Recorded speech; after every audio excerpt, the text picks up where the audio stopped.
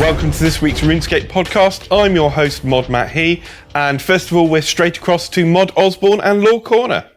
Hello and welcome to the Law Corner. We're talking about the Elder Gods this time round, and I've got Raven, Stu and Rowley. Yo, hey. Hey. Sorry, I wasn't prepared for that voice. I can't really explain it. It's not a good voice anyway. Elder Gods. Where to start with them, because they were only kind of referenced minorly in the game content, like in the early days. If we're talking like the pool days, Elder Gods weren't prevalent at all. In fact, they were just this kind of, spoken off in hushed tones. I think Stone of Jazz was probably the largest reference to the Elder Gods. And a bleak reference on the Oracle. Yeah, bleak references on the Oracle, you're absolutely right. Yeah. And I think it was just that Paul wanted this kind of MacGuffin, the Stone of Jazz, that was extra powerful. How do you make something that's extra powerful? Well, you say it was made by the Elder Gods, I guess. And that was it. That suddenly the Elder Gods were born because we needed an artifact that was so powerful everybody would want it.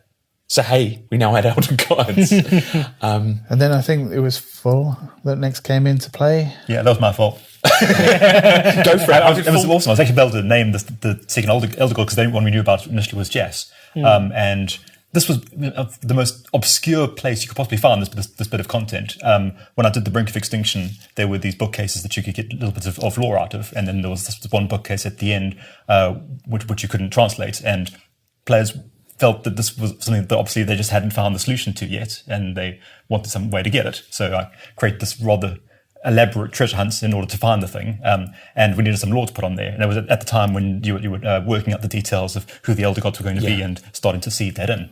And with the Tokar being creations of the Elder Gods in a fashion, an older artifact themselves, they wanted the few creatures that would have had any kind of interrelationship with them, so they might know something about them, and it was an opportunity to seed that a little bit. Yeah. So including there was also a reference to a second Elder God, Full. Yeah. And interestingly, that the name for that, I stole that from a wonderful game I played in my childhood called Dungeon Master. It was sort of like this Eye of the Beholder first-person style game.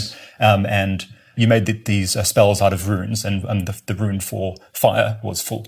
Gotcha. Yeah. Wow. Well, that's a great reference. I didn't know that, yeah.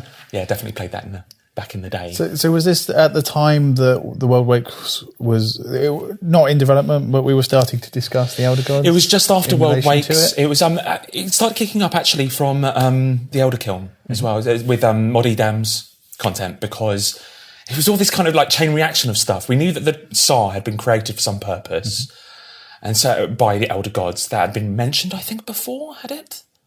Regardless, they'd been there for so long. It's like, why were they needed? Who created them?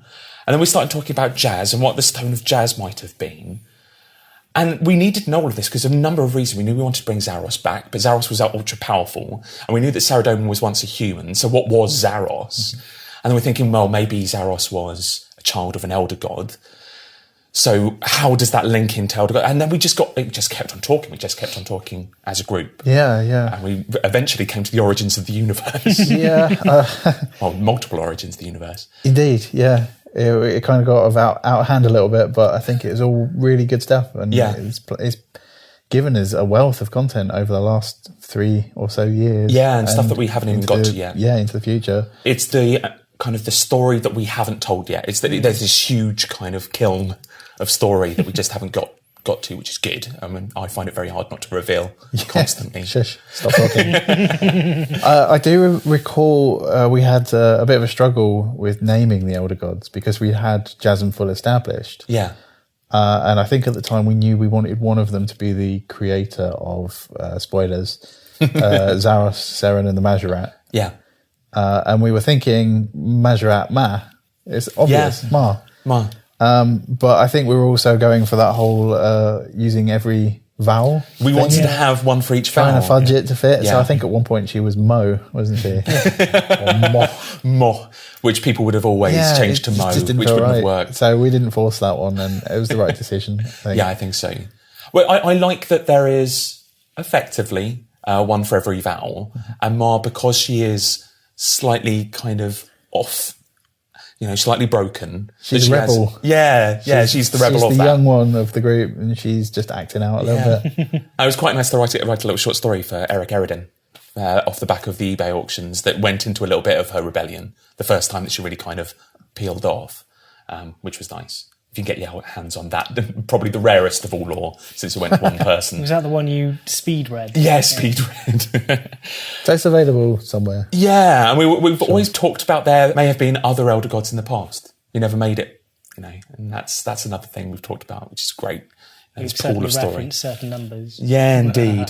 But one of the things that I wanted to talk about was the gender of them. So that happened quite late. I think it was maybe around Origins of Gildenor that we were very sure that we wanted them to be female, but it's not necessarily female in the, It's very difficult to do a character that is androgynous. Yes. I did differently when I was writing that a story that was spoken by Toka Hawk. I made sure that they were female there, was making references to them being the mothers and the creators and that sense of birthing new worlds. And, It's largely the pronoun. It's just we are using, there's not much beyond that. They're not using any kind of female stereotypes or anything like this. We just wanted to kind of identify them as female. So the Origins of Gildenor also showed them as quite elemental. I think we've probably moved away from that, haven't we? Definitely, yeah. Yeah. They're no longer... they're still primal entities, but they represent slightly different primal features now rather than the basic elements. The elements are more of a kind of secondary physical feature, but they have a philosophy and a focus that's more based around time. Time, and you got going. Can you remember it? It was the time thing that. Oh, can I remember? Oh God, hang on. No, well, so when was reversion? I believe. Yep. Ma is potential. Jazz is progression. Yeah, that's right. Full is about stillness, about the now. Yep. Which had another word. And you're not helping me. Constancy. Thank you. Constant fire, and then there was another one. The ever-burning flame. I can't remember what Ma was. Bic was to do with the past. Yeah. Looking so it's back. all about how they developed worlds and what they generally did in their Regression process. or something like that. Regression and reversion. And it's all about the different ways of progressing something and progressing the world. And I really love that, the kind of different iteration. Or it's a matter of perspective. I mean, we're not looking to make them knowable, so we don't want to kind of describe things in great depth, but they have one or two elements and they have this kind of concept of a certain perception of time. It starts to head down that route of not being able to understand what they actually are. You're absolutely right. And with Origins of Gildenor, unfortunately, we were just it was just a product of its time. It was quite hot. We had to get that done really quickly. Yeah. And we knew that Full was, related to volcanoes and fire. We knew that Jazz had a sandy-looking stone. So it was like, oh, there we go. Let's go for elements, which is obviously too easy. We want to do something more unknowable. And I like that. Yeah. Oh God. Yeah. When we actually come to making one, it's like I don't do things small. It's like I want an elder god in my quest. Yeah. Go concept art. Go. That was certainly some of the thoughts that we've had about how we want to do the elder gods as well. I remember the discussion we had after Heart and Stone about what we want to do with Wen. Yeah. It was just a bit kind of not sure how we're going to do this. I think like the first thing that came about from that was we had gods being human plus and what have you, and it's how do you extrapolate from that? And we had Bandos, the version with the 4 eyes. Yeah. So like, obviously you had more eyes, right? Had more limbs. Yeah. And that was the whole 8 eyes and the kind of inheritance you have from Seren with the extra eyes and Zaros and the mask. For Fate of the Gods, we designed 3 different kind of important characters in the universe. An elder god, Seren, and Zaros at one time. Yeah. And it was really nice that allowed us to create a leitmotif throughout all 3, which we've talked about in the podcast in the past. Probably, yeah. But yeah, I mean, talking about Mars look, I mean, how much input did you have on that? Do you remember? It was... I know we were trying to pull back from the Alien Queen. Yeah, that was always series. a tricky thing. I mean, I think the idea came quite early on, having 8 eyes and the kind of spiral of corruption that runs down her body. Yes. Those were the kind of main things for me from the get-go. But how we went about achieving that to what we got, it was really one of the difficult. hardest things, particularly for the concept artists, is going to somebody and saying, right, we want a broken version of something before we get the fixed version of something. So we had, create us an elder god, but we want it to be half formed. And it's just like, that's hard. Yeah. So what's nice is that we still got that in our back pocket. We could determine what a fully firing elder god looks like in the future. Legend Arts, I remember, did a beautiful piece of concept for that. Very good. I can't help but think, really nice. You know, I did like that one. Reference that. I always had this concept of a core of energy. The way we have Zaros as that kind of cloud of smoke. Yeah. And then we extended that with Seren with the kind of broken crystal ball. It's just wondering if the Elder Gods were the same, and the kind of the humanoid shape that you see is just a mass of stuff around this kind of central core. This kind of works further, because the others, like, you've got a star, you'd need the Elder God to be like a galaxy kind of spinning, really. Well, we're referencing, going probably a little too far, but you've seen the Stone of Jazz, you've seen eggs. Maybe it doesn't necessarily work in the same way as eggs you traditionally think. So we've got some nice ideas for how, an Elder God might look. Yeah, I mean, there was one reference, I think, that kind of triggered that, and that, I can't remember the name of them, but a lot of Fate of the Gods story was based around the concept of Nietzschean philosophy, and I know I bang on about this a lot, and I apologise. I do worry about you. But part of that was inspired by the old Squaresoft RPG Xenogears. Oh, right. Which was, again, a very philosophical storyline.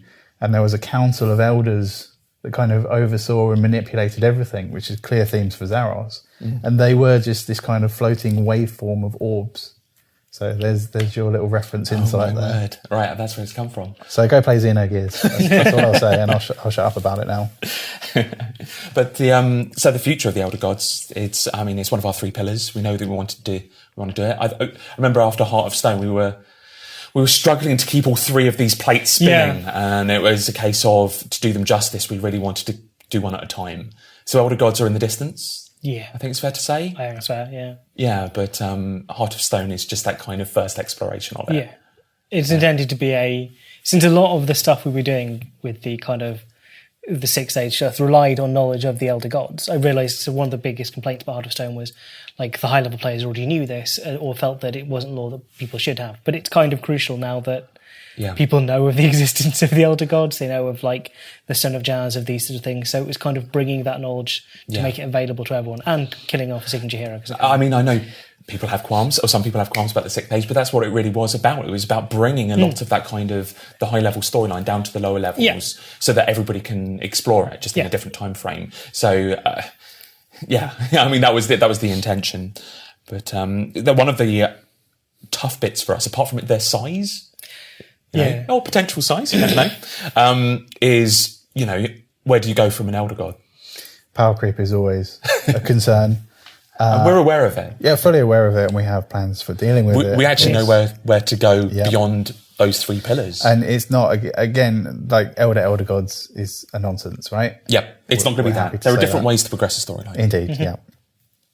So don't worry, I guess. Trust us, I would say. But it's a tricky one. Do you all want to work on an Elder God piece of content? Would you be interested in exploring that? Yep. Yeah. Yeah, particularly things relating to Fall in the background to the Tokar. I found that particularly interesting. You've got that Tsar origin, haven't you? Yeah, there's a lot of interesting things, particularly when it comes to inheritance, like the notion that I kind of imagine that Fall poured aspects of herself into the kiln, and since she was the only thing that she knew of as a living creature to base these tools on. They've got qualities of her in themselves. Yeah. So things like when the Tsar left the kiln and they needed some means of surviving and reproducing, they reverted back to being able to produce via eggs, something that is within the physiology of the Elder Gods. That kind of stuff. I love all these parallels with different life forms and and we kind of did the same with Zaros and Seren, and the whole idea of what am I thinking of here? I'm not sure. So you were talking about the Tsar and the way they reproduce and how it's like that, and how the race is kind of diminishing in a way from Tokar to that Tsar theme to runs Gal. throughout. And that diminishing races. Diminishing races for the kind of offspring of the Elder Gods, and they have the same sort of drive. Yeah, and that all comes from the Elder Gods who have a similar feel. There we go. Sorry, got quite deep in that one. My word. Next time round, it's not quite so deep. We are talking about the wonderful Mr. Sliskay. So join us next time round in the Lore Corner. Thank you very much. And thanks to Mod Osborne and the Lore team for that discussion. And now to Mod Stew. Hello. Hello, Mod Stew. So what is your favourite RuneScape music? It is extremely difficult to choose a favourite. I am a total fanboy of the music in RuneScape. So I'm going to have to be terribly self-indulgent and focus on the projects that I've worked on. Okay. I was originally going to go with some of the music tracks from Dimension of Disaster, because I love the way that we took some of the classic music tracks and twisted them as this sort of Tim Burton-esque horror-themed angle. Burton-esque Danny Elfman kind of exactly. mix-up. Yeah. Particularly Undead Army 2, where essentially you take the signature track of Zimmer Eagle and then adding in these glorious guitar riffs, but still maintaining the melody of the song. But I think for my absolute favorite, I'm going to have to go with Fighting for Light Part 2, which is the boss battle theme of Death of Chivalry. Yeah. Now, that's the culmination of several musical themes running through earlier tracks in the quest. It's sort of like as you're going on this quest, you're also going on a musical journey. Yeah. And there are themes within that final song that were introduced in earlier tracks, like Skirmish, when you're fighting some Black Knights. It's rather militaristic. You've got these war drums running through it. Yeah. Then there's this track when you encounter the ghost of a centaur. It's this haunting, sad, slow piano melody. It's almost ambient. And you get elements of that melody in this one as well. And it slides back and forth between them. And then in Fighting for Light Part 1, that takes elements of those melodies and then incorporates a little hints of distortion guitar. This kind of sense of this corruption and wickedness creeping into the overall melody. And then that explodes in Fighting for Light Part 2 as you're encountering the witch that you're fighting, and she's corrupt and wicked, and she's got this power behind her that she's manipulating. It is when the audio just works in a quest like that, it's almost symphonic in that it builds up themes and refrains through the individual pieces until you get to the final crescendo piece. Exactly. And it just sells it so much. And the wonderful part is that I had no involvement in doing any of that. This is something that the music team did on their own. They understood what I was trying to achieve in terms of the ebbs and flows of the storyline and where our climaxes were, and achieved that with the music too. So I found this final track to be very emotionally affecting, and I hope you enjoy it too. Right, well, let's listen to it now.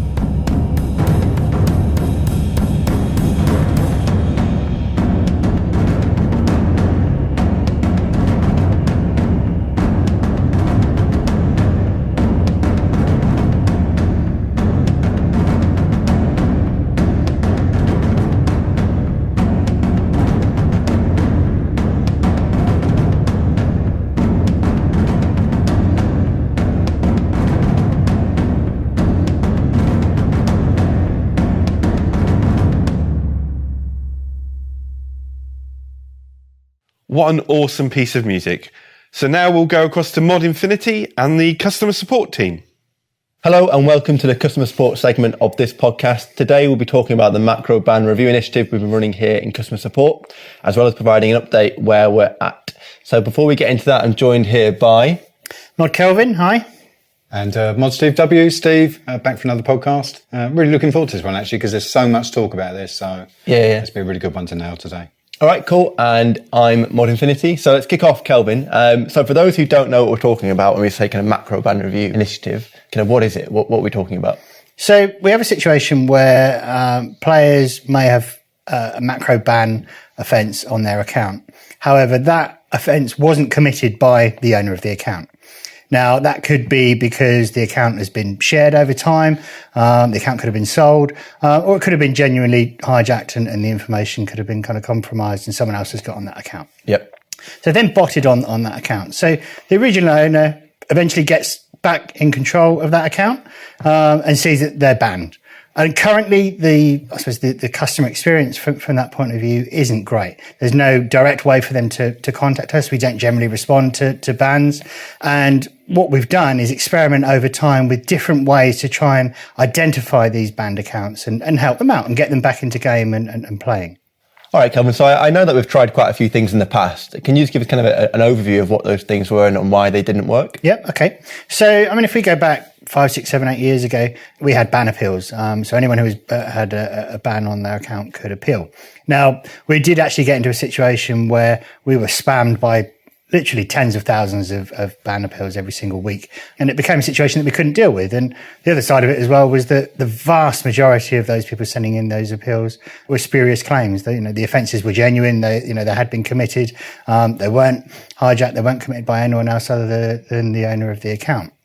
So for a few years, we didn't do anything at all on that. And that's kind of where we come in, which is, the customer experience was poor. So last year, we opened up a couple of ban review threads. Mm-hmm. We invited people to post names of accounts that they wanted us to review that people thought or were claiming that had an offence, a macro offence on the account when they weren't in control of it.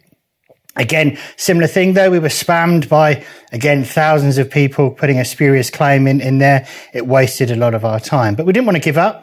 We wanted to kind of come up with a solution, and we actually have a proper solution in mind, which is to open up ban appeals for members and for ex-members for ban offences. But we can't do that currently. We don't have the development time scheduled until hopefully later on this year or early next year.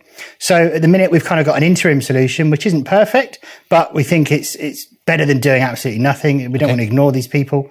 So what we're doing is we are ourselves reviewing all the accounts that were banned in the previous month to look for who was in control of that account. And if the original owner wasn't in control of that account, we will then remove the offence and we can drop them a message and we can get them back into play. All right, okay. So we actually started this process back in April, and so we'll be reviewing bans which are issued in March.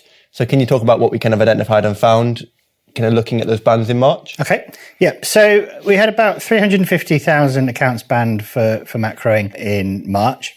What we've done is work with our data science team and our bot detection team to develop a series of heuristics to be able to then go through those 350,000 accounts to look for who was in control of the account at the time. What we actually found is where offences were committed not by the original owner of the account, in the vast majority of those cases, the accounts were either shared or sold. There's been information out there and other people have got onto the account and committed the offence. And there's also a small number of hijacked accounts in there. But it's not a straightforward process, to be honest. The profile of a hijacked account is pretty much the same as a profile of a shared or a sold account. Right. But what I can kind of tell you, with a reasonable amount of clarity is that roughly 2% of those 350,000 accounts had a macro offence committed by someone who was other than the original owner of the account. Okay, and out of those 2% of 350,000, what have we done with those accounts? Okay, so as we've kind of gone through, what we've done is if we do identify that the offence was committed by someone other than the owner of the account, we remove the offence. And if someone else is still in control of it, we will lock the account down and secure it so the original owner can come back in and recover that account. We've also then sent an inbox message to that account, just letting them know that our detection systems have figured this out and inviting them to recover their account and get back in and play. All right, okay, so I guess the message is then if you've been banned in March and you believe you were hijacked, then go and check your RuneScape inbox message out. Yep. And, if that's the case, then you'll have a message from us waiting there with everything what we've done. Okay. So, identifying that 2% of those 350,000 accounts, we kind of said that the owner wasn't in control of that account. Mm-hmm. But that doesn't necessarily mean that it was hijacked. As you say, it could mean that it's been sold or shared, and that doesn't sound ideal. And you say it's an interim solution. So looking kind of in the future, you said we're looking to introduce ban appeals again. Yeah. So what's the plan with that? I think players will just kind of ask, we had ban appeals before, why can't we just turn them back on again? Okay. What's the difference between doing that? Okay, so last year we brought back offence appeals for mute offences, and it took quite a significant amount of development time to actually do that. But it was important. It came out in Q&As that we'd done. That was a kind of long-running saw and a point of concern with the community. So we brought that back for mute offences, but obviously we didn't want to do it at that stage for ban offences because of what had gone before. Because we just aren't resourced and aren't able to deal with tens of thousands of ban appeals. So we've kind of looked through it, and we think in terms of allowing genuine players a route to contact us, we want to do that. So we think if people were members at the time of the offence, so they're either a member now or they were previously a member, we can open up offence appeals for those and be able to deal with the volumes that come in. Okay. However, that will take a fairly significant amount of development time. And obviously development time is at a premium. We're a game. It's about developing cool features and gameplay for players. And the development time currently is kind of earmarked for lots of other kind of essential projects to do with RuneScape. So we're not in a position right now to be able to say, yep, definitely at this date, offence appeals will come back. However, it's there. It's on a backlog. I constantly kind of have conversations with the owners of development to try and get that scheduled. We're thinking maybe towards the end of this year or early next year, we might be able to get some of that development time. But obviously what we'll do, and as we kind of always do, is keep people in the loop and we'll make announcements on our forums when we do have an idea of when we can actually do this. All right, cool. Thank you. And so we've just entered June now. So we've talked about March being reviewed. But what about April and May? When are they due to be reviewed? How fast are we getting on? Yeah, okay. So this is an ongoing programme at the moment for this kind of trial process. So throughout May, we're reviewing the bans that have happened in April. And again, as we go, we're sending people inbox messages, we're removing offences on accounts, etc. And we think we're going to kind of carry on this basis. We're probably putting about as much time on this as we think we need to dedicate to offence appeals. Okay. When we kind of put them in place. So there is a kind of finite amount of time that we have to deal with this, because obviously the rest of our time is about responding to players with tickets and queries and making sure we try and respond to them within kind of 24 hours. But the time that we have available, we are investing in that. And if we have more time available, we'll look back at previous kind of historic offences as well, going back in previous months and previous years. Can't promise that, but if we do have the time available, then we will look at that stuff. Okay, and for me, it's a genuine surprise to know how many of these accounts were sold or shared, right? I think for me, that really highlights the importance of having a rock solid, secure account. And Steve, it would be really great if you could talk to us about how players and listeners can keep their accounts secure. Yeah, sure. There are really 4 pillars of account security, things that people should consider when they want to make sure they've got the securest account possible. So the first one is your password, yes? So make sure you've got a really strong password. Don't reuse a password that maybe you normally use for other things or you use on other websites, because obviously if that becomes known to someone, then they've got your RuneScape password. So make it unique for RuneScape, make it a really strong password. Secondly is set up the authenticator. That's really quick and easy to do. You don't have to have a phone. You can do it on a USB stick. But yeah, set up the authenticator. That's absolutely vital. And then the third one is the email. You need to really think about the email that's set to your RuneScape account and make sure you've got 2-factor authentication on it. The email kind of is a corner pin to account security, really. So if somebody wants to change the email on your account or disable the authenticator or set a new password, all those requests will go to your registered email. So making sure that's really secure, has the 2-step on it, that's a really good idea. Obviously, a load of email providers do that. I'd recommend Gmail's pretty good. Works really well. I use that myself. It takes seconds to authenticate it, and that's really valuable. people. And then, of course, the final thing is have a bank pin. You know, it's just that final stopgap just to make sure that everything in your bank is safe, have that bank pin there. But really, you know, if you've got a strong password, even if someone guesses your password, if your email has got two-factor and it's secure, you know, nobody can get into your account. You know, they can't get past the authenticator, they can't change the email, they can't change the password. So, you know, I'd urge listeners really to, you know, look at those 4 things, but, you know, particularly we notice a lot of people whose emails become insecure. So think about your email, get two-factor on it, make sure it's nice and safe.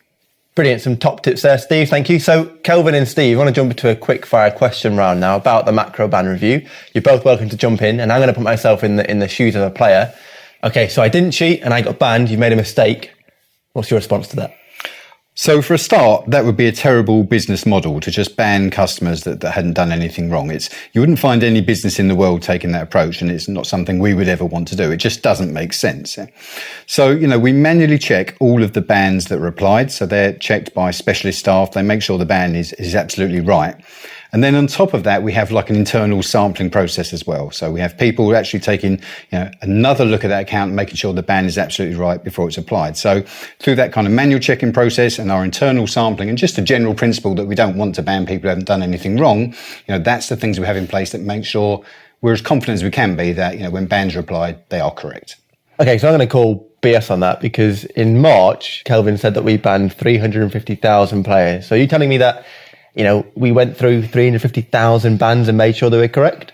Yeah, I mean, you make a good point. So that there is an exception, which I'll mention, which is that when we apply gold farming bans, it's so blatantly obvious what's going on. There's no discretion needed. There's no real judgment needed. It's just so obvious. It stands out. It couldn't be clearer than when someone is gold farming. So in those situations that they're not actually manually reviewed, you know, we're so confident. We've checked internally. The accuracy is so incredibly high that they don't need to be manually checked just because the behavior of gold farming is just so obvious. So they aren't manually checked, but all the macro bans, that they are checked by staff. Okay, and just to quickly clarify, so a gold farmer is an account which is made purely to generate gold in game, to then sell it off to third parties in the real world. And then macro bans are genuine players who just chose to cheat and use a bot to advance their character. Yeah, that's essentially it. Okay, so if they are all checked and manually reviewed, why is it then that on Reddit and social media, we see posts claiming that they've been banned unfairly and they didn't cheat? Can you explain that? Yeah, I would say the vast majority of them are talking rubbish. To be perfectly honest, I tell you now, we look at a lot of that. We do continually look at our forums and Reddit for stuff like this, because I want to find the genuine customer who we have made the mistake and we sort it out. But I tell you now, there are so few of those that when we look at them and review it, that we go, actually, yeah, we did make a mistake. You know, I've got a lot of confidence in Modbino and the ICU team and the anti-cheating guys in actually getting this stuff right. And as kind of Steve said, it's about a business model at the end of the day. It is so rare that we identify a false ban, and that's not kind of false honesty. That is genuine. We've got such high standards in this department, and Modbino and the guys in ICU take it really, really seriously. So, you know, there is the odd one kind of about, and if we do come across it, we'll hold our hands up, we'll give someone some goodwill, credit, and all the rest of it, and we'll sort them out. But it happens so rarely. There's lots of people kind of shouting about it. They make a lot of noise. But I tell you now, they're talking rubbish. Yeah. Okay, thank you. So another question. I was banned in 2014. When are you going to get back to my ban? Well, that's a difficult one because we've only got a kind of finite amount of resource, and what we've made a decision to do in these kind of monthly reviews is to look at the most active accounts, the people that were banned in the previous month, because we think that's going to get the vast majority of people who want to play. If we've got time available, we will look back over historical offences. I can't promise that, to be perfectly honest. And what you're going to have to then do is wait until we can get ban appeals back in. We will do it at some point.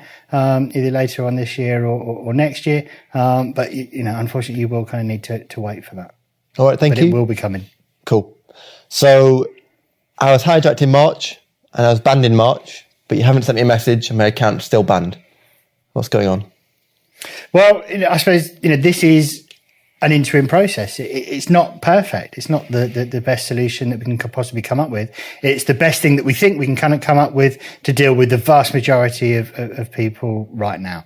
And again, it's pretty much kind of the same answer as I just kind of gave before. We will open ban appeals, so you will get another opportunity to have your account kind of reviewed if you think we've missed you. And we will do that, and that's kind of our commitment. But I must stress, what we're doing now is imperfect. It's not the best solution that we can possibly come up with. Mm-hmm. It's the best solution we can come up with right now with the resource and the tools that we've got available to us. Okay, cool. So that's the end of the quickfire round. Nice. Put my JMod crown back on now. Okay, so any final thoughts on the process or anything you want to let the listeners know? I suppose the obvious thing to say is don't bot. And make sure, as Steve said, you kind of follow those 4 pillars of account security so you don't lose control of your account. If you lose control of your account, it's at risk, and all the time and perhaps money and investment that you've put into your RuneScape account is at risk. And we've put tools in place for people to do it. We've got systems and infrastructure there to catch it when it happens. We're out there doing our best as customer support specialists to look out for our players and ensure that you can carry on playing the game that hopefully you love to play. All right, thanks a lot for that, Kelvin and Steve. I think it's been really insightful, and hopefully listeners there will have enjoyed it too. As ever, if they have any feedback or comments on this podcast, they can tweet us at Jagged Support, and we'll be looking at that. But for now, from me, Mon Infinity, it's goodbye. Thanks, Infinity. Thanks very much. Thanks for listening, guys. Bye-bye. All right, see you. Bye. Bye. Thanks for listening to this RuneScape podcast. If you want to give us any feedback, you can contact us on Twitter or through the forums, and we'd love to hear from you. Thanks very much. Bye.